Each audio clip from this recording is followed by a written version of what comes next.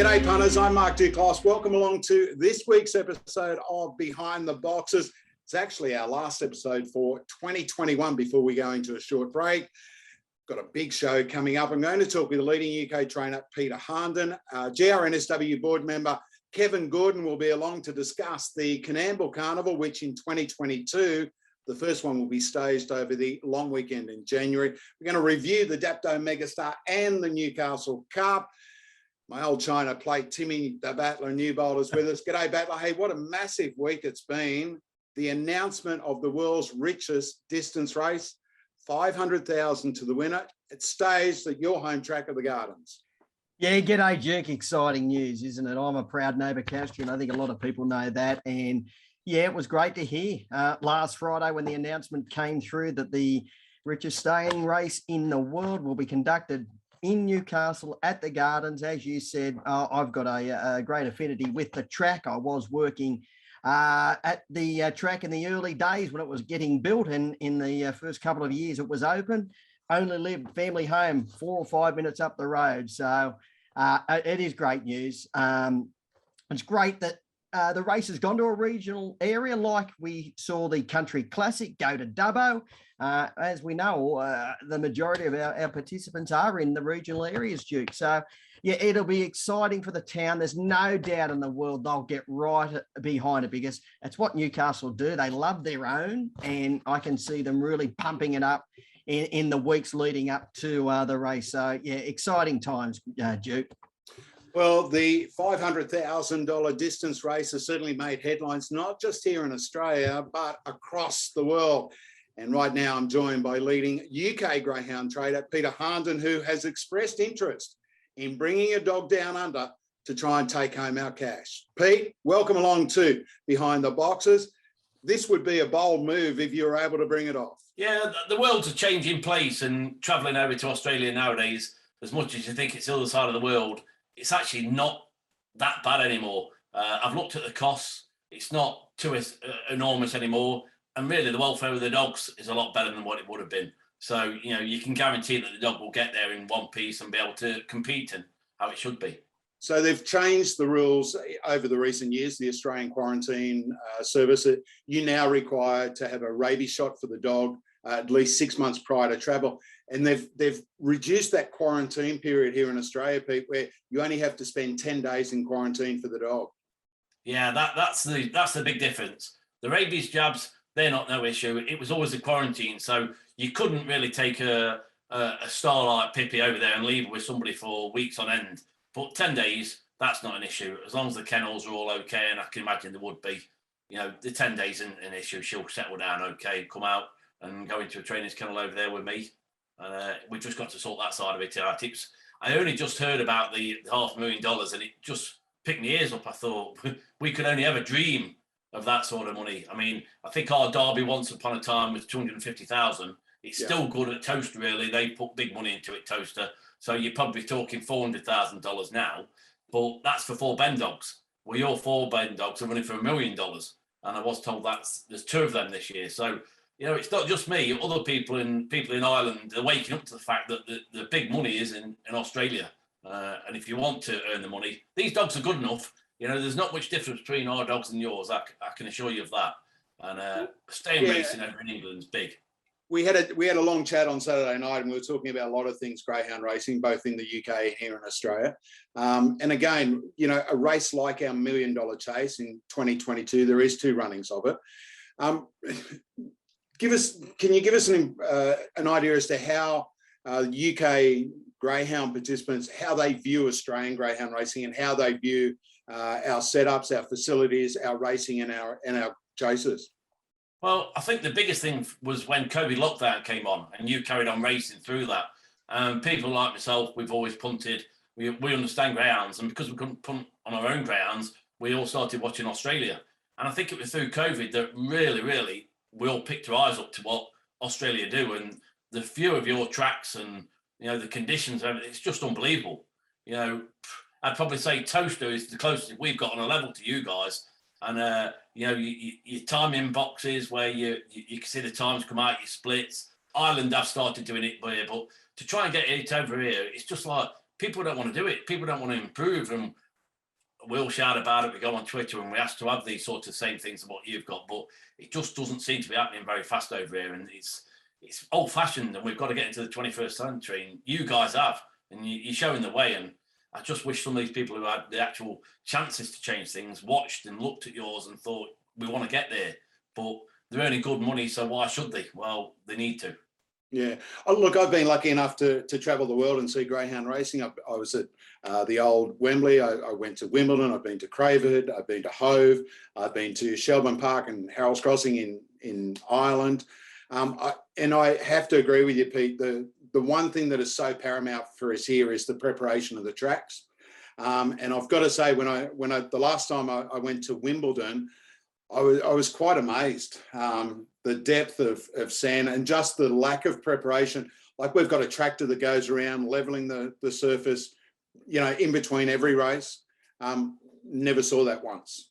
Yeah, no, it's, I do think we've had a new guy come on board now from the horse racing side. He used to be a chap working with Godolphin. So, he's a very talented chap. I like the chap. And for me, if I was in charge, the first thing I would do would be asking him, before we employ you, will you be happy enough to go for a month to Australia? You've got millions of pounds what you've invested in preparation and technology. We've not had that money. We've not had the chance to do that sort of research. You have. So, instead of us spending the money again, what's already been spent because you spent it, let's piggyback on the back of you guys, get over there, learn from you, and get somebody come back and bring this £1 million technology back, what you've invested in. And it's just a shame that we've not done it. Yeah, and again, mate, when we talk about prize money, now Salacres Pippy is the stayer that you're interested in bringing down. So you won your first Category 1 a few weeks back when she won the Hunt Cup at Toaster. She then won at Crayford, another Category 1. So I think you'd been trying for 20 odd years, and within a few weeks you'd won 2. But your Category 1s are equivalent to our Group 1s. Our Group 1s are a minimum of 75,000 Australian to the winner, 40,000 quid. Tell us what sort of money you're earning as a Category 1 winner. I think the Hunt Cup was good prize money for England, which was £12,500. The Cesarevich was $10,000.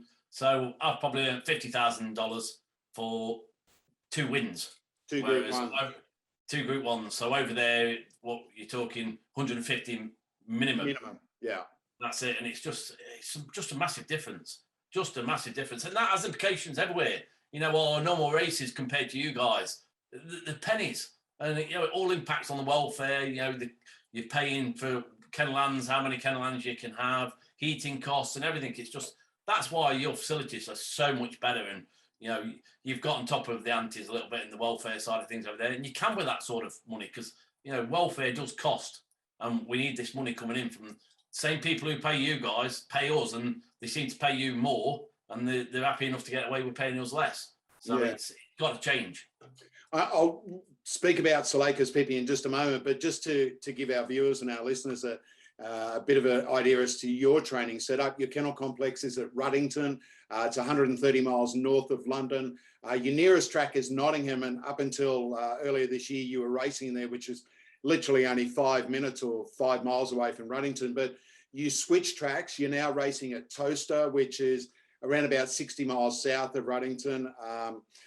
Again, I've been to Toaster, I've seen the track, and to me, it's probably the closest thing that we get to a greyhound track in Australia. The facilities and the amenities are very, very good there. Yeah, it is. And, the promoter there, he is a true promoter. He's trying to boost greyhound racing. He's getting the people in. It's not solely about the media rights, selling the pictures. He wants the atmosphere at the track. And it's a great atmosphere. I never really raced on Saturday nights because I used to always go out with the wife, and the Saturday nights were my sort of night off. And I race Saturday nights there now, and it's just like a night out. It's so enjoyable. It's really re-energized myself, and a lot of the other trainers. That guy is trying to change the way the sport's run, and I thought I've got to go and try and support him and do what I can. So you've got around 50 dogs in work. Again, just tell us about prize money at Toaster where you race at. For a normal graded race, what are you getting for a win there?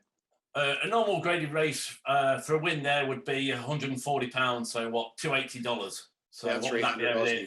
Yeah. $1,500 over at your place. Minimum, yeah. Yeah, see, and over here at this point in time, that's not too bad. So when are you coming down, Pete? When are you going to make the move?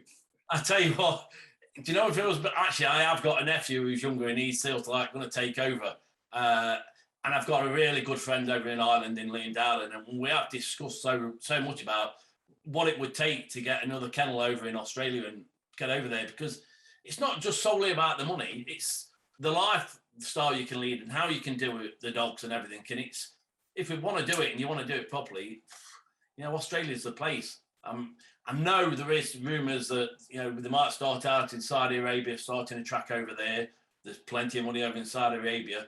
You know, I think there'll be, greyhounds racing is growing. I can see it's growing in Australia. It's the money what's in there. It's massive. We have gotten tired at the top of the welfare side of things. You know, if the bad apple turns up now, they're out, they're gone very quickly. I know it definitely is sorted over at your country. And we're over on top of it over here now. You know, we've done the welfare for a long time. There's a fair bit more to go, but we're getting there. So now we can start thinking about promoting and pushing the sport forward. And we need everyone on board with that to get it so it can be financed and get the money how it should be. Yeah. Let's talk about Salacres Pippy. As I said, she won a Category 1 at your home track of Toaster, and we're seeing a replay of that now. Again, a really gutsy type of chaser. Bounced out in front on the, well, I was going to say on the arm. We have an arm, but you've got the outside lure. So, you know, got to keep clear air out in front. And they just simply couldn't run her down, mate. Yeah, I was suffering early on when she come back out of season. She's always been the sort that needs plenty of work, and she was suffering with the cramping issues. And in the first round of this competition, she got picked up by a really good, strong stayer. But that wasn't her full running. I knew I was suffering with a bit of cramp, and we had to get on top of those things. And I took advice from a few different people. And come the final, she has got good early pace. That's one thing about Pippy. She can pace up. You know, she's not really hit the lids on that one there. She's not hit the lids like she can do. And for a stayer, the sectionals, what she will do early on, are superb. So, and, you know, they don't pick up. This was 712, I think, at Toaster, or 720. And when she went to Crayford, that was 874. But I don't think you actually have any races over in Australia that far, do you? No. So our longest race is, say, 725, 732, maybe absolute tops, and that. See, that's it. It's a cakewalk for her, that. Yeah. Hey, listen, I meant to mention also an Aussie connection with Salacres Pippy. Her sire is Definite Opinion. Definite Opinion is by Surf Lorient, a greyhound, obviously, that stood at start, had great success here. Terrific race dog that was trained by one of our legends in Tony Zammit. So that Aussie connection, as far as the breeding, I know we've sent a lot of stud dogs to the UK in the past, and obviously now with, you know, frozen semen, it makes it a whole lot easier. What sort of, you know, with the stud dogs from Australia, how are they viewed by breeders in the UK? Are they in demand? They were very in demand. I think people are now starting to think we've got too much Australian blood, and they're starting to try and get, they were looking at American, but now they're starting to try and get a bit more of our genuine bloodlines back in a little bit. I know people have started to put a bit of coursing blood in there to strengthen the dogs up. So it's switching it round. I know we've had English dogs come over to you, and they've made massive changes to some of your breeding. Just so, the outcross, mate, yeah. Yeah, that's it. So it's like everything. You do not want too much of one thing. So, yeah, I mean, like Fernando Bale, I have seen a few which are on the ground, and actually, they haven't turned out quite as good as I would have thought so. And yet, some of these bitches would have been top class, because to spend the money on Fernando Bale would have been a lot of money. So, you know, you think they'd put over some good bitches. But Well, he's been a revelation over here. Obviously, he was the first $1 million dog when you had to win $1 million, and you couldn't just win it in one race.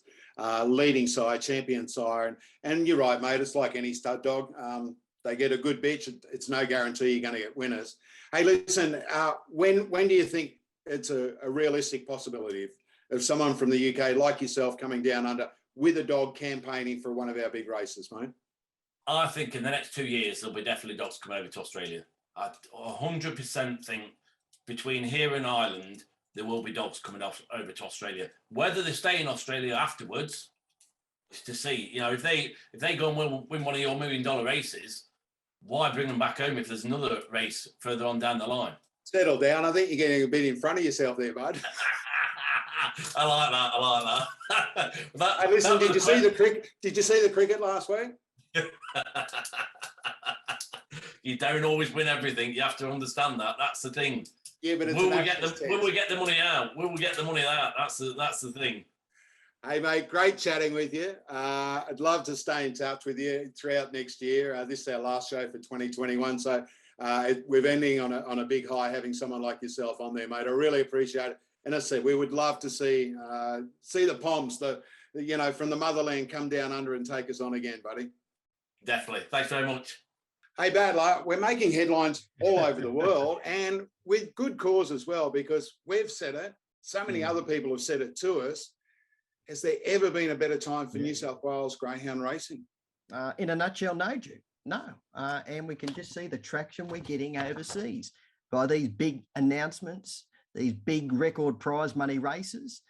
Fantastic to see that we are getting worldwide attention for these races here in New South Wales. So, we'll see what happens down the track, Duke, in years to come. But it's great to see, and wouldn't it be fantastic if we get an international flavour to the carnival or any carnival here in New South Wales? One thing is we will welcome anyone with open hands, Duke.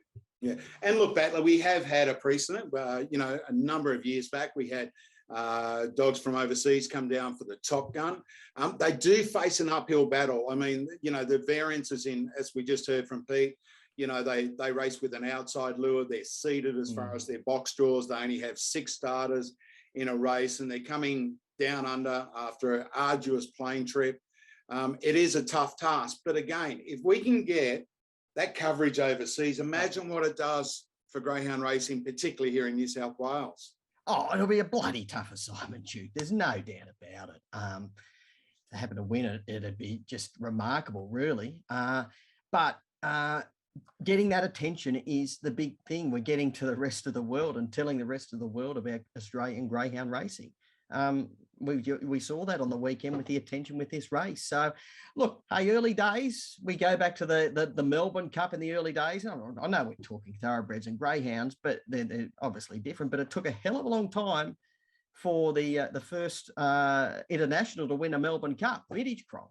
So, and then I think it was a little while it took after until the next one. So it's not easy, but it can be done, and it might take a few years for it to be done if we can get them coming over each and every year. But it's just great to get that interest, Duke, because, they're talking about New South Wales greyhound racing in all parts of the world. Yep, they sure are. All right, a big race that comes up this Saturday, not in New South Wales, surprisingly, but south of the border in Mexico. It is the Phoenix 750,000 to the winner. The box draw was held last Sunday afternoon. And thankfully for the 2 New South Wales representatives, they were the first 2 called up. Ian Gilders with Billy Creek took the rails box. Jack Smith couldn't get up there quick enough, although he did do a dummy and went to the 5. And Jungle Juice ends up with box 2. The way that this box draw has fallen, those 2 New South Wales runners, they are definitely into it. I was talking to Jason Lyne from Bathurst last night. He said, don't be surprised about Billy Creek. He said, he can come out running. And we know at the Meadows, mate, the rails is an absolute godsend at times. Yeah, Billy Creek, I think there was one race at Dubbo. He came out running and he might have run 29:40 odd. Yeah. One night there. So he can certainly put the time on the board when he does get it right. But he hasn't, the recent runs, he hasn't been coming out like that. But that box 1 brings him right into the action. If there's any fanning of that first turn, he'll be punching the rails. And he could end up in a winning position working into the back straight. He's strong. We know that. He trialled well in preparation for it. So, hey, you can't underestimate him. He'll go around at probably 40 to 1. I think it was 100 to 1 before the box draw. If he drew box 8, Duke, he probably would have got around 100 to 1 because you wouldn't think he'd be able to get across. Jungle Juice drawn perfectly. If he can beat Billy Creek out and find that rails, well, he's a chance of leading or just punching, holding his position into the back. We know he's got plenty of strength in his side. He won over the 600 recently at Dubbo. He's trialling well in readiness for the race. So hey, this box draw's brought them right into contention now. Aston Rupee, he's drawn in the middle. He's going to have his work cut out for him, but we know well, particularly with the pace coming across from out wide, Koblenz, who's drawn the pin, yeah. Melbourne Cup winner, he will just charge left. Yeah, and he did trial, I think, a track record at Shepparton, I think, Monday. Aston so he's Rupee, fine. yeah. Aston Rupee. Look, Koblenz, he's just a real race dog, isn't he? He's got what we talk about all the time. He's got that great box manners, and he's got that blinding early speed. If any dog can get across from box 8 at the Meadows in a big race like this, it's certainly Koblenz. So, yeah, it's an intriguing race. It really is an intriguing race now, I think, with the box draw, because had Aston Rupee come up with 1 and Koblenz 2, they would have absolutely dominated the market. I would have said $1.80, probably $3.20, $3.60, and double figures every other runner, probably getting it toward the 20-1 mark. So I think the box draw has really, I know Aston Rupee hasn't really got out hard in the market, but as far as I'm concerned, it's opened the race right up.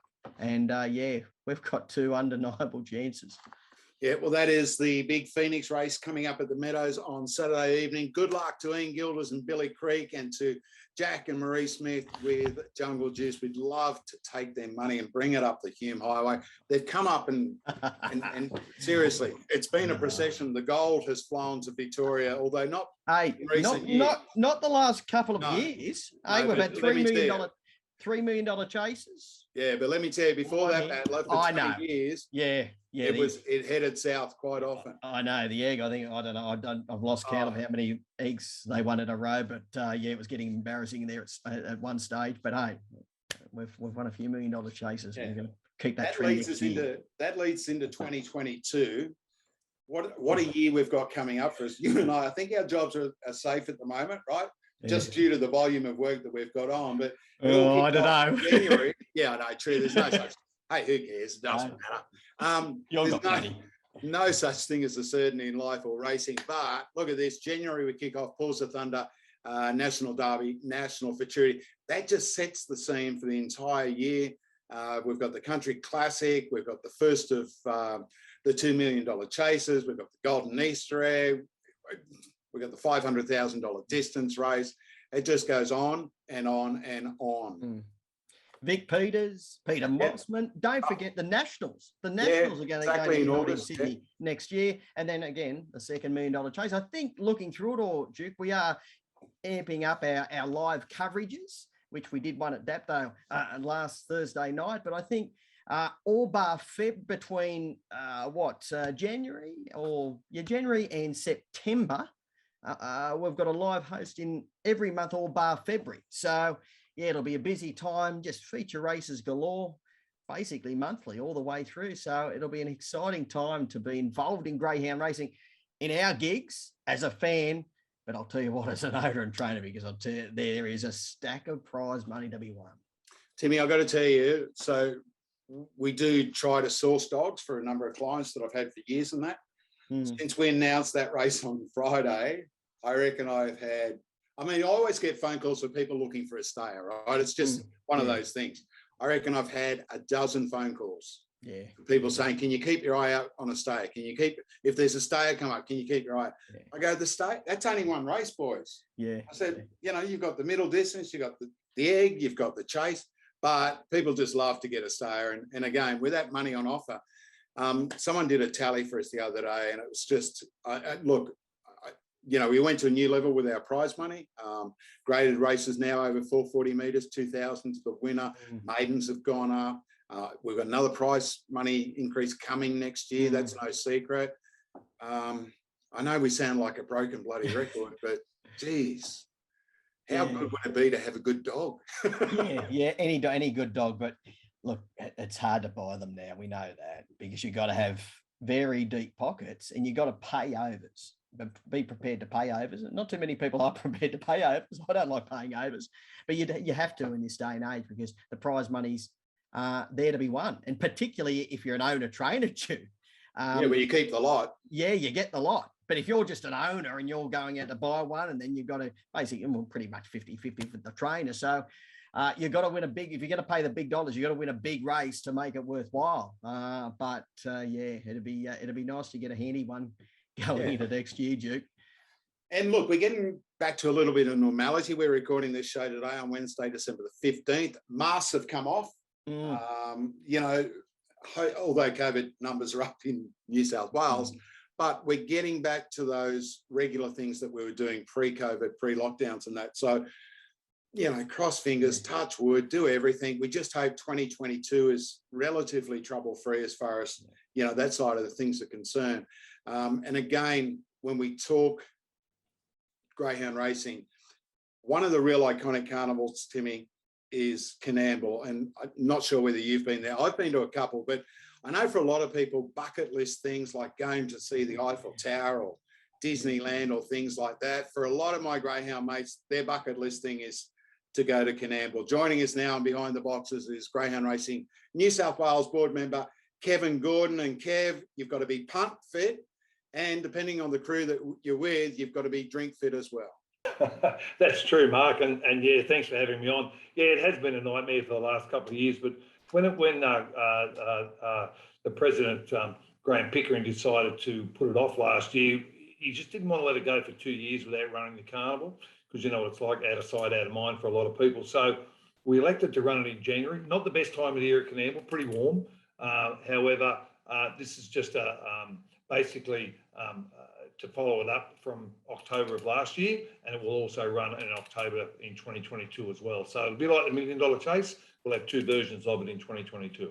And Kev, it is one of the great racing carnivals that you can possibly attend. If you love greyhound racing, Canamble is just the absolute ultimate for you. Sure, this is the 51st running of it. So they celebrated their 50 years in 2018 of the carnival. And it's one of the last, like you said, Drew, one of the last real greyhound carnivals. We have, and I confirmed it last week, we've got 8 bookmakers, which is unheard of. I don't know if they even got 8 bookmakers to Randwick these days. So we've got 8 bookmakers there. It's non-tab, and I think that's what's kept the flavour of the carnival, the non-tab. People go there not necessarily for the prize money, but the turnover. I mean, some years they turn over $700,000 to bookmakers over that 4 or 5 days of the carnival. And I think the other carnival that was similar to that was Grafton, but it's gone tab. It's still a great carnival, Grafton, don't get me wrong, and what a great facility they have up there now. But it's lost that punter versus bookmaker type atmosphere because of the TAB and corporate involvement. And Kev, really, you can go to Canamble and there's no trouble getting on if you're a punter. The bookmakers will let you on for plenty. Even the first starters, they're prepared to take you on. Like there's always, you know, the trainers and the owners, they get there with the first starter. They think they've got the quickest dog in the race. So there's no worries about getting on because there's that punter bookmaker duel. And it's great to be in it. That's what I miss, being in a bookmaking ring like that, seeing the punters take on the bookies. Well, the last year we ran it 2 years ago, two and a half years ago. A lot of the Grand Race in New South Wales staff came up there who had never been there, including our CEO Tony Meshcroft, and he just couldn't believe the atmosphere. It's like you say, it's like turn the clock back 30 years. There's just people running everywhere, pushing people out of the way, you know, with their hats and sunglasses on, trying to get their bets on, and yeah, you can. It's crazy to. It usually by the end of the carnival, it's a pretty 50-50 cut whether who won, the bookmakers or the punters. But it's just one of those atmospheres. Yeah, the unraced maidens, there's always 3 trainers that think they can win each race. So for that reason, they can hold the bet and set a book up, whereas you nearly can't do that these days. So yeah, it's great atmosphere, it's fun, and it's certainly we have to keep it going because it's possibly the last of those, definitely the last carnival like it's of its kind in Australia actually. Yeah, it is quite iconic. And Kev, for those who don't know or have never been there, next year in January, kicks off on the 26th. We've got 6 meetings through until Sunday the 30th. The big race is always, as you say, that maiden race, $12,000 to the winner. I guess they'd be jumping out of trees trying to trial and keep themselves well under guard and not letting too much get away from them. Well, because it's also, like we said before, about, like Tim said, it's all about the punt as well. But yeah, look, we've got Ned's Whiskey on for the first time as a first-time sponsor there, and so the prize money is $12,000 for a 305-metre scamper. So obviously, nearly anything that jumps in front can go pretty close to winning. We have a massive Calcutta on the lay day, which this year's the Saturday. I think last year there was about $14,000-15,000 in the Calcutta. So it's very, very successful. A lot of money up there. And yeah, the maiden heats are what we look at. But we've actually, when I took over and supported the club 6 years ago from one Paul Ambrosoli, the iconic Paul, we just decided to change it around a little. So we now have the consolation or the silver finals worth 3,000 and the bronze final. So basically, if you go into heat, you can get into one of the finals and it's worth 1,000 to the winner. So it's great prize money. And, we've got Garrard's Horse and Hound, who are great supporters. Darren Garrard, well known in the harness industries. So Tribati. So we've got a lot of great sponsors there this year, and it's great to have them on board. And Kev, it's not just the big maiden too. There's a plethora of feature races throughout the whole carnival. So there's something for everyone, not just the maidens, your 1 to 2 race winners and even your higher grade greyhounds. So there's something there for everyone. Yeah, look, the finals day, which this year, for the first running of this carnival in 2022 is on the Sunday. Usually it's on the Monday. There's $35,000 in prize money to be dished out. So it's basically a city meeting or close enough to it on the Sunday, isn't it? And the heats are worth reasonable prize money. But I do have an announcement here that I'd like to make now that's big time this year. On the Wednesday night meeting, Greyhound Racing New South Wales have kindly added to the prize money. So all races on the Wednesday night will be full TAB prize money. So that'll be very, very well received by participants. So again, on the Wednesday night, they're all the heats. So the heats will go from be worth 500 to the winner to, in some of them, worth 2,000 to the winner because they're 500 metre heats. So it's greatly appreciated, and it just shows that Greyhound Racing New South Wales are very supportive of the country tracks as well as the TAB tracks. Yeah, that's excellent news, Kev. Well done, GRNSW, yet again. Hey, listen, if someone's got a dog they'd like to take to Canamble, we're 5 or 6 weeks away from the carnival starting. What options have they got as far as trials and race meetings coming up between now and then? Sure. Okay. Well, the race meetings will be on the dog's website, but trialling, they can contact Graham Pickering, and they'll private trial them any time to suit them. It's not like a lot of the tab tracks where they have set trials. So they'll trial after any of their race meetings, or I can give you a number to contact Graham on 0427 320 123. Most people know Graham anyways, but he will accommodate trialling. I was talking to him this morning actually, and he said the trialling's starting to really rev up, and a lot of people talking about it. So it's a great carnival, and there's probably around about $50,000 to $60,000 in prize money, if not more, over that. We've got $35,000 to $40,000 worth of sponsorship. So it's just great. People love being involved with this carnival. They just absolutely love it. Yeah. I've never been there, Kev, but I'm hoping to get out there next year. What do you keep saying this year? But it's wanting about 5 or 6 weeks away. So yeah, hoping to get there this year for a day or two. We better not let you go. You're a proud Novocastrian, like I am. On Friday, we announced the world's richest staying event to be held at the Gardens in June next year. $500,000 to the winner, the 715. I've got no doubt been a real buzz around Newcastle in the last week or so. Tim, it's been a great buzz around Australia, actually. I've heard from a lot of people in Victoria that sort of want to set their dogs. And if I take it on the information I've got, there'll be about 20 heats because the amount of people that said they got a dog that can win the final, obviously.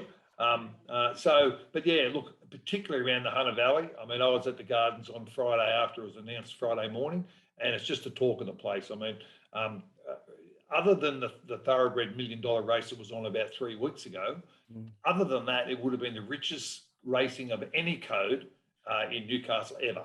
So it's number 2 behind that $1 million thoroughbred race. So, I mean, and for greyhound racing participants, I mean, I've got to give our CEO, Tony Mescroft, a massive rap. I mean, what he's done since he's come in and turned the industry around. We've got $1 million chase, obviously worth $1 million.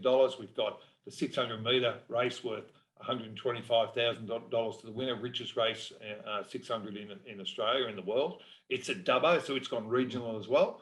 And then the $500,000 one at the Gardens, so over 700. So it's just great for participants. And I guess the general buzz is from everyone, there's no better time to be involved in greyhound racing in New South Wales. And I think we'd all back up that. Yeah, and it's certainly a slogan I think we'll be carrying forward into 2022. Hey, Kev, Merry Christmas. Happy New Year to you and your family. I know you put a lot into this sport, as well as harness racing. Lochinvar Artie, what's the latest with him? Come on. Well, he went back down after the controversial Inter-Dominion final on Saturday night. Went back down on Sunday, and David sent me a video of him this morning having his first bit of fast work. So he's 100% sound, Duke, and he'll be back at the races in mid-January in the Shepparton Gold Cup, which he won this year. I keep thinking like Tim last year, but it was so no, he'll be back, and then he'll head off to the Hunter Cup, which he won again this year, and then the Newcastle Mile. Hopefully, have a bit better luck with that, and then on to the Miracle Mile. So, but he's all good, mate. He's all good. Good stuff. Kev, again, thank you for your involvement in the industry. You're a board member of GRNSW, as we said. And again, good luck with the Coonamble Carnival. They can get in touch with Graham Pickering to find out about trials. But again, best of luck for the future, mate. All right, thanks, Shuk, and same to you and your family, and to you, Tim. Welcome aboard GRNSW. You've only been there a couple of months now, I think, but you look like you've got a smile on your face, so you must be enjoying yourself. Since July, Kev, it's been a pretty long 4 or 5 months. That long, is it? Hey, we're getting through. Still busy, but thanks, guys. Merry Christmas to everyone, and Merry Christmas to all participants. Looking forward to Canamble there. Timmy comes up in January, then again in October. Boy, oh boy, what a year we've got coming up. Hey, 2021, one of the real highlights came last Thursday night. We were live trackside. We had our showcase presentation being streamed throughout a number of outlets, and the feedback, thank you to our viewers, was very, very good. But Ritz O'Donnell, Mark Gatt wins his second Megastar, and Ritz O'Donnell sets a new race record. Yeah, she had the draw to win the race. She was beautifully drawn in box 2, and she got into that position right behind which we all thought the certain leader, Marvin's Girl. She beat Sound of Silence to the punch, and that's where she won the race. 29.43 race record. Mark Gatt, second Dapto Megastar. He won it with Oaks Road in 2011 when it was a Group 3 race back then. That's his home track. He considers it's his home track. He knows every inch of sand around the track, and yeah, it meant a hell of a lot to him to take out that race. Homebred with Ritz O'Donnell, Frankie, his dad owns, and she was just too good. When Sound of Silence got into that sort of striking position down the back, but you can't run them down. It's mathematically impossible. Yeah, 29.43. You cannot run them down when you're running that time in front. Look, box draws win races, and look, that box draw won her that race. And Mark said this, if she drew probably box 8, she had no hope. Yeah, she had no hope, but she came up with box 2. It just shows you might not have the quickest greyhound in the race, but you can still win the race depending on the box draw and how everything else maps. And she did map beautifully. Even though she had box 2, Duke, she had the leader in 3, but then all straight trackers and wide runners in 4 through to 8. So they weren't all coming across following the leader, Marvin's Girl, across, which allowed her to punch up and just get into that striking position. So, everything just fell into place for Ritz O'Donnell, but she put the time on the board, and, a very worthy winner. And she's off to the Group 1 National Futurity next, or the big assignment will be the National Futurity in, about 6 weeks' time. Yeah, and, of course, Zipping Curios, the favourite. Tachycardic from box 4 came out, stepped right, took care of Zipping Curios in the early stages. He wasn't really a threat at all after that. Sound of Silence run second for Frankie and Tracy Hurst. And I'm sure Kayla Jane Coleman got a massive thrill out of running third with Tachycardic, who was cricket score odds. Yeah, she got a big thrill. It was like winning the race for Kayla. She had tears strolling down the cheeks the week before when she won a heat with Tachycardic, and he ran a bottler in finishing third. She was ecstatic. So, it was a really good night, Duke. Good crowd, healthy crowd rolled in. Great racing. We enjoyed the coverage. We had a bit of fun in the coverage. We had a couple of greyhounds beat, which you did anyway. No, I got one beat. You got the other one beat, even more so. Hey, listen, before I forget, right, I've got to tell you, I was on the track early, right? And I was doing stand-ups and all that sort of stuff. And the condition of the venue was outstanding. And I've got to give a rap to, firstly, Lorraine Curry, who is our Dapto manager there at present. Lorraine's done a great job there for a number of years. And to one of our good mates, Johnny McDonald, the curator, right? One of the loveliest blokes you'll ever meet in your life, an avid behind the boxes watcher and listener and that. Johnny McDonald had that track in absolute tip-top condition, as was evidenced by the fact that, you know, Donna went 29.43. But it was also the week before, Timmy, at 29.40. And when you look and you do the amount of form that I do and you do as well, there's not a lot of variance at Dapto, right? You'll see some tracks, they'll run 29.2 one week and then 30 odd the next week. Dapto is very, very solid as far as the times that they run and put on the board every week. So to Johnny Mac, mate, well done, buddy. You did a terrific job. Keep it up. And, mate, I hope you have a great Christmas. Johnny, we'll have a beer next time. You know what? You've just made Johnny's year. Well, I hope so, because, mate, he's the one. He's one of the people that makes it safe for people to race at Dapto. And as you say, he had the track. He's always got it in pristine condition. And he's a character. You turn up, he yells out straight away, he's laughing away. He's always got a smile on his face. And I know he was proud of that race record, because at the presentation, Simon, who was doing the actual presentation, he was in the middle and he called him over and I thought, what's Johnny going to say here? He said, race record. You know? And Simon announced the race record, so Johnny knew. He wasn't happy with me early days, although he was only taking the mickey. But when I was doing my stand up before we went on air, I mark a spot where I finish and all that, and I've finished it. And next minute, Johnny's come over the footy field. He's done. You did give me up straight away. He said, Duke's dug a hole in your track. Johnny, that's all right, mate. That's all right, Duke. No worries. Gets the tractor out. It was terrific, mate. And again, it's people like Johnny McDonald, mate, the reason greyhound racing in New South Wales is going, ahead in leaps and bounds. He has so much pride in what he does. He's not the only one, but he was the only one at Dapto last week doing the track. So, Johnny Mac, well done, buddy. Yeah, you're spot on. It's all the curators about taking pride in your work, and we've got some great curators here in New South Wales who take pride in their work and turn their tracks out in outstanding condition. Thursday night into Friday afternoon, Newcastle Cup over the 715 metres. Now, for those who haven't seen the race, there is a bad injury suffered by Ice Cream Story in the home straight. So if you don't want to see that, you can block your eyes and that. But before we show that race, Timmy, here's a photo of Ice Cream Story with the Smith family. She's recuperating. Terrible news. Terrible to see it happen. But thankfully, she's on the mend and she will live a life as a brood bitch and a well-loved member of the Smith family. Absolutely, she will. She's been a fantastic race bitch. She could do it over the shorter 500 metres and then now over the 700 and the middle distance. But yeah, it didn't look great viewing. But the good news is she's recuperating, and as you said, she's going to be she'll live a great life.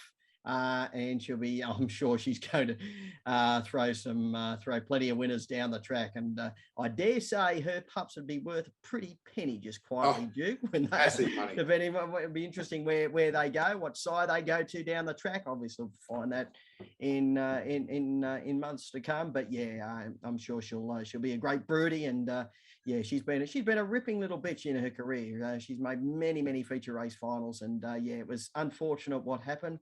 It's racing, isn't it? He's the race now, but and look, she sets that hot pace out in front. Cool Burbsky, who set the new track record just 7 days prior, got straight into second behind her, and you know, from the winning post the first time around, it looked like a 2-dog match race because they were the two best greyhounds I think in the race, and unfortunately, as we see, you know, she comes into the home straight and she does that hock. And Cool Burbsky, again, I guess for a greyhound, it's sometimes when they're chasing a dog in front, it's also that dog stops like Ice Cream did. Sometimes it can create mayhem. Cool Burbsky up along the fence gets the cash. Yeah, for Jason McKay. So, broke the track record a week earlier. Look, no doubt Noel was going to run second behind Ice Cream Story in that race. Just snuck up the rails and just a little too good. So I know she's heading to town now on Saturday night at Whitworth Park. She's racing in fantastic fashion. So she's going to be very, very competitive in all of the feature races, which Jason targets over probably the next 6 to 12 months. So, but as we said earlier, good to see Ice Cream Story recuperating. But in the end, it was Cool Burbsky who reigned supreme. And look, some good news for Dave Smith and the Mick and Michelle Jones, the breeders, etc. Super Estrella didn't just break the track record at Nowra on Monday, absolutely annihilated it. She's a super bitch, isn't she? She's a beauty. Just put them away. Yeah, didn't just break, as you said. Absolutely shattered it. So there's no doubt that she's right on song for these big features. What have we got? I think in January, the Summer Cup at Whitworth Park, and then interstate races, and then back to Wenny for the Association Cup, and then the 7:15, and she probably head toward the middle distance race as well. So if she maintains a current form, and if she does, she's going to be in the top 3 or 4 contenders for all of those races. She draws box 1 on Saturday night in the Christmas cheer for the stayers. It's worth $25,000 to the winner. Cool Burbsky draws box 3, prim and proper in 5. Stanley Road, Group 1 Association Cup winner. He has drawn box number 6. That's the big staying race on Saturday night, but the big feature will be the match race series, the Christmas Gift, 4 2-dog match races, Badler. Let's go through them race by race. $25,000 goes to the winner, and the winner is determined by the greyhound who runs the fastest time on the night. And in the first of them, we've got Bandit Ned in box number 1 up against Fire Legend number 5, who will start from box 3. Look, Ned's fresh. I spoke to Andy just last week. He said broke his record up the straight. He expects him to go extremely well, mate. In a 2-dog match race, you'd think he'd probably lead and just win. Yeah, he does look the winner. He's suited by the 2-dog match race, isn't he? Oh, look, I don't know whether he'd lead. The way Fire Legend has been coming out or can come out, I wouldn't be surprised to see him cross Bandit Net at the first turn, but if he's in, then he's got fresh air Bandit Net. He can just hook to the outside because he does want to shift up the track. We know that, but he's 29.55 around Whitworth Park. Fire Legend's been around Wenny Park a lot of times, and I think his PB is about 29.70 or thereabouts, Duke. So look, he'll have to run 29.70. He'd have to run a career best, I think, to beat Bandit Ned, and he'd have to really let go mid-race and get away from him. But look, I think it's made to order for Bandit Ned, and he does look the winner. It's made to order also for Zipping Kyrios in the second of the match races. He's up against Winlock on top. And again, for a dog like Kyrios, and look, he is rocks or diamonds. Sometimes he comes out, sometimes he doesn't. If he comes out, who knows what times he's going to run. If he gets the camp behind Winlock on top, as you said before, with Bandit Ned, he just gets that fresh air. He's not running into backs of dogs or anything like that. Yeah, Winlock on top. He's been a grand old campaigner. He's been a grand campaigner. He's awarded the Paws of Thunder earlier this year after when he ran second in the race. But yeah, look, he's just not up to the Zipping Kyrios in the way he's had a little bit of a freshen up and whatnot. But Zipping Kyrios, he'll probably, I don't know how short he'll go around. I wouldn't be surprised to see the big punters open their shoulders and just take the skinny quote Kyrios, because pretty much he's similar. Even if he was led by Winlock on top, he just run him down. And there's probably a big chance he'll lead him. And if he does lead him, you run 29.4. Winlock on top's not going, he's not at the peak of his powers, and he'd have to be to beat Zipping Kyrios in a 2-dog match race. And talking about betting, Badler, I know with the corporates, the betting on the individual races is probably bigger than what it is as far as trying to find the eventual winner is concerned. Mm-hmm. And quite often you'll get a dog like Zipping Kyrios, who to me, I would think he'd probably open around $1.10, $1.08, maybe even shorter. Yeah. And Winlock on top, it could be a $15 chance in a 2-dog race. Yeah, I haven't seen any markets yet, Duke, but it's very, very spirited betting, mate. People love it because it's head to head. Oh, look, if he went up $1.10, I've got no doubt the punters would chime in. I actually think he'd probably go up a bit shorter. Could be wrong, but if it was $1.50, I've seen it. At different times they get at $1. They might open $1.10, they touch $1.18, bang, they step into $1.15, into $1.10, into $1.08. So, he'll start very, very skinny. It'll be just interesting what price they do go up I wouldn't be shocked if he goes up $1.04. Yeah. Hey, listen, we asked the question last week or the week before about where Wow was because he wasn't in the Dapto Megastar. He wasn't in the straight track. We now know that Daniel Matic was getting him set up for the Christmas gift. He goes around in the third of the match races, and Wow takes on Zipping Kansas. He draws inside Zipping Kansas, who has 3. Wow has box 1. He's got a 29.38 PB at the track battler. I guess the only question is, where is he as far as race fitness and preparation is concerned? Yeah, he won't want to have a chink in his armour. Zipping Kansas is a very, very quick greyhound. This is the most interesting of all of the matches, I think, because as you just alluded to, where is he? You know, I'd imagine he's trialling pretty good if Daniel's elected to go straight into this race. So look, if he turns up and does what Wow does, probably runs 29.4, 29.5. Zipping Kansas would have to run a PB to beat him. Look, don't underestimate this greyhound. Massive, massive engine. If there is a little upset, I think it's going to be that race. And I think Zipping Kansas has trialled around the 29.5 market. Yeah. What the spies tell me. So again, if Wow was to miss it off the inside and Zipping Kansas was to come out running, you know, maybe there's a check at the first turn. You don't know, but look, on times alone, Wow, if he begins, punches up, holds the fence, leads, he's unbeatable. To me, the race that I reckon could be a bit of an upset is the last of them. Sound of Silence taking on Coast Model. Sound of Silence will start favourite in this, I imagine. Andy Lord was very, very bullish about Coast Model. He was bullish about her going into the Dapto Megastar. He got scours through the kennel, had to scratch all the dogs through the Megastar heats. There's not a lot between them, Battler, and we know that she will more than likely, she will definitely lead Sound of Silence. I guess it depends again where fitness is in the run home. Is she going well enough to run 29.6? Well, she's run 29. I think she's run 29.6 there a couple of times, not just once. But is she going well enough now? You've got the inside mail. Anytime she's all right, I'll tell you this, right? Here we go. Anytime she's flying, right?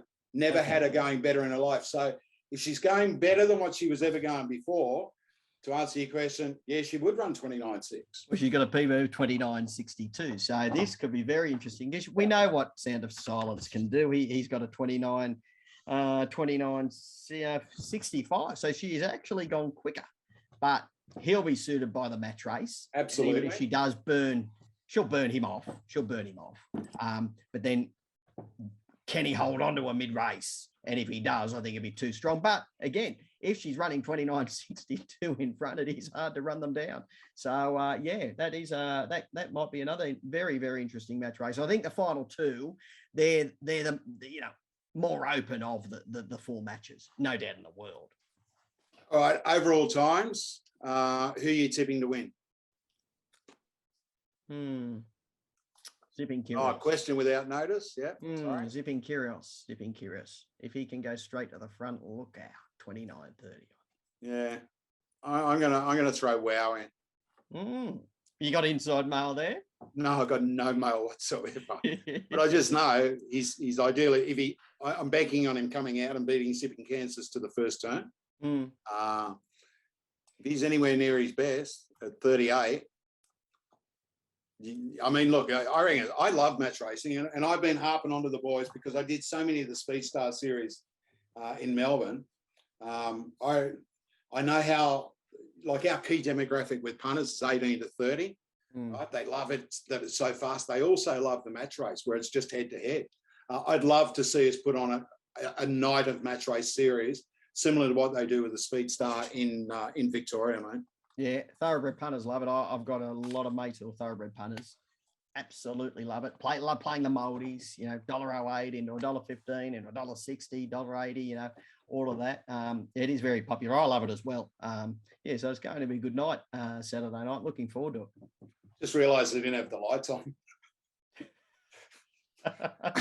You can't remember everything. I'm trying to do things like we have these little lights that they've given us from Greyhound Racing New South Wales. So. It's age, Duke. It's age. Seriously, hasn't been You've been in television for how many years? Well, mate, 35, something like that. 38 now. I don't know. Your producer, or our producer, I should say, not just yours. Right, yeah. Won't he give you a spray? Oh, he will. He'll go. I'm not worried about him. I'm worried about Kat Stewart, our editor. Oh, He's going to say, how am I going to put that together? Well, Kat, it's like we did last week. There's Jack Smith. Battler's off doing what he's doing. Hey, listen, all right. It's been a really tough year, and the resilience of greyhound people, owners, trainers, breeders, rearers, transporters breaking in, it's amazing. We mentioned on that live coverage on Thursday night at Dapto that we'd lost very, very few meetings because of COVID. Yep. It's been an up and down year. We lost the $1 million chase. We had the golden Easter egg and things like that. I want to ask you, one and one only, your highlight of 2021 for greyhound racing in New South Wales. Okay. Hi. Well, look, as you've just touched on, I think the strength, the resilience, the cooperation of everyone to get through. We lost bugger all meetings as far as COVID was concerned, and it wasn't just it was the trainers, the handlers, as you said, couriers, transporters, stewards, club managers, staff. So big shout out to everyone. That was probably as far as off the track, that's probably I think the best thing of this year, to highlight everyone getting through. On the track, on a personal level, my favourite race of the year, I got I actually called it the Group 1 Association Cup, Stanley Road. He went around the skinny favourite. He was out the back in the early stages. He looked 20-1 on the top turn. He couldn't get through, and then a run presented coming to the home turn. He still gave Fernando Caz a big lead, and he knuckled down and stormed up on the inside to grab victory in the last stride. And I'm really good mates with Mark Gatt, and it was his first Group 1 in New South Wales, Duke. His first Group 1 in New South Wales. He'd won the Perth Cup. He'd won the Fair Bale, I think. The Stanley Road at the Meadows. But it was his first Group 1 at Wentworth Park. It meant a hell of a lot to the owner, Eddie Kingswell, who's not well. And it was just a great thrill for me to see Stanley Road not only win the way he did, but it was Mark's first Group 1 in New South Wales. The story around Eddie. So yeah, I got a big thrill out of that. And that was, it's hard to pick when you talk about highlights, because there's different highlights for different there's a million of it. Yeah, Tommy Shelby and the Golden Easter Egg was an elite Golden Easter Egg. That was a great race, and just other things, littler things which have happened through the year. Even Sunburn Highway just winning all of those races. Duke at when he's won 32 or 33 now, thereabouts. He's closing in on Bessie Boo's record. But if I've got to nail one right down, the Group 1 Association Cup, just on a personal level, mates with Mark, and just a little backstory to it as well. My highlight for 2021, primarily because of where we were 5 years ago, where we are today, was the reopening of the Grafton track, the new venue. GRNSW and the government tipped around $6 or $7 million into it, and it just happened to coincide that on Grafton Cup night was 5 years to the day as far as the announcement of the ban and that was concerned. So it was a lot of things going through, a lot of emotions that night. People thinking back to where we were, that we 5 years before we were gone. Absolutely up the proverbial.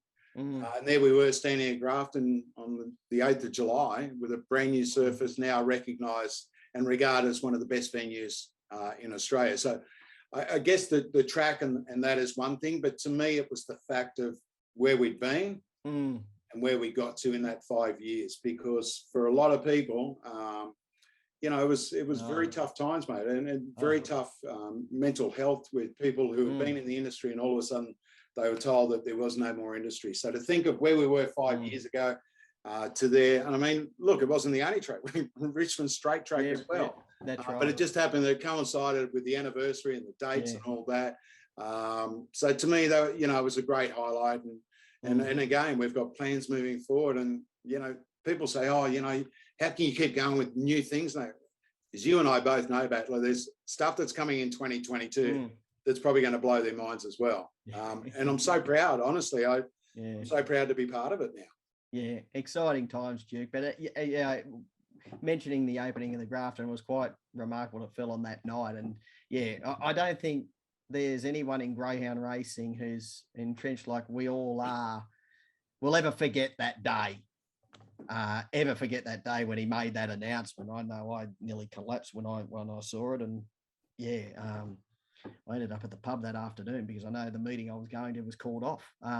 So yeah, to see where we are in this day and age, Duke, it's quite remarkable. The prize money just across the board, but the features and everything to go with it, with the new track. So and yeah, welfare, happy mate, days. we can't forget welfare, because that was integral to proposing to Banders. A welfare program that's been initiated by Tony Mestrov and also, obviously now, it's a major focus for it. And that's the thing. It's 2021. It has to be a major focus. We have to put the dogs at the forefront. The old days, the good old days, if you want to call them that, there were also the bad old days. Yeah. Hopefully they're gone. And let's say that welfare and integrity is so paramount in our business now. And that's what that will basically guarantee our success moving forward, mate.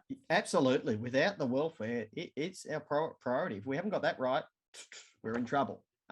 Record rehoming numbers, Jude.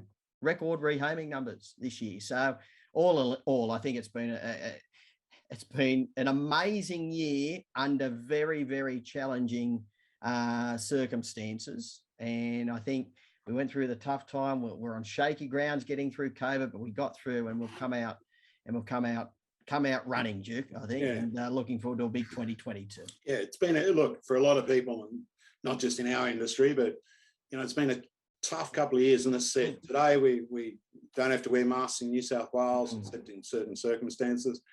So let's hope that 2022 is relatively trouble-free. Hey, a couple of events that we haven't mentioned, that like just briefly.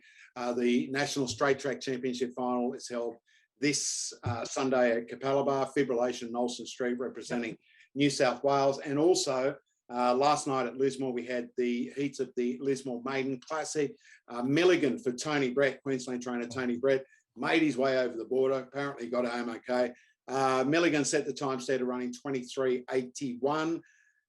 Tony is looking for his 4th Maiden Classic winner. So a big effort, and it'll be a big night at Ladbrokes Park, Lismore next week. He can find a handy one, Duke, Tony. Loves and he knows Lismore. He'll win that race. Absolutely loves Lismore. He comes down, plunders, the money goes home. Hey, Badler, we've been doing this for a few months now. Oh, seriously. Got it. You produced it. Online shopping. Really? A couple of months ago. So a couple of months. I was going to say. Yeah, so I've kept it. Yeah, I haven't bought any for 2 or 3 months now, probably 2 months. Yeah. I went hard early, then I got over it. I got real. You went hard early. There was sumo suits, there were martini glasses and all that sort of stuff. Yeah. Hey, mate, we've had a lot of fun. We've known each other for years and years, but this is actually, apart from just doing race nights and hostings and all that, this is the first sort of serious gig we've done. Maybe we should have just left it at doing race nights and hosting. And we confirmed to come back next year. I haven't. Well, we are, but apparently we're having like 6 weeks off.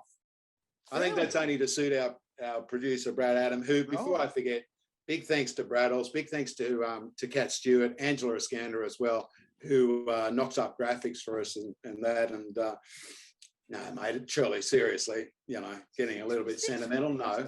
We're not off for that long, are we? Yeah, apparently we're not coming back till February. Oh, geez. I don't know why. Gee, you howling going to miss the coin? Please. Yeah, there's plenty. That's right. There's very deep well. No, there's very not. deep well. But honestly, it's just having to deal with Brad. No, honestly, mate, seriously, it's been, as I said, we always have a lot of fun. We are very serious about our love and passion for the industry. But it gives us an hour each week that I'm sure some people use as an insomnia tool. Yeah. I got no doubt. When driving home, thinking they've got to listen to these two gibberers. So, no, it's been good fun, mate. And look, we've had a lot of as you and I both know, we've had a lot of very positive feedback. Mate, we've got our potters. We got the antis against us, but that's all right. Like I said to you, Battler, when it first came up a few weeks ago about a couple of blokes potting us, Mate, I've been fending them off for 35 years now. Don't worry about them. They're a dime a dozen, mate. I've got to say, when I've got back to the racetrack, when we're actually out of lockdown, I don't think I've been to haven't been to a race meeting where someone hasn't grabbed us or grabbed me and said, "Oh, really enjoy the show. Keep it going." And I think the part about it is we're New South Wales centric. You know, it's that's and our that's what, difference. you know, That's we our don't point of cover in difference. other states because it's very hard to be across every little not incident, but every feature race all around the country. So that's what this show's designed for. And I'm employed by Graham Racing New South Wales. You're a contractor. So, yeah, we're here to talk about New South Wales greyhounds and New South Wales greyhounds only. So, yeah, we enjoy it. We live and we breathe it. And, yeah, hopefully they'll let us back next year. Hey, mate, to you and Paula and the kids, Sam and Will, Merry Christmas. Have a great and happy new year. As I said, 2022, I think it's just going to be, we're going to go to a new level in greyhound racing in New South Wales. And I can't wait to get to it, mate. Yeah. Merry Christmas to all our viewers, our listeners, and same to you, Duke, you and the kids, and have a great Christmas, happy new year. And I'm sure we're going to be back next year at some stage in some format, maybe.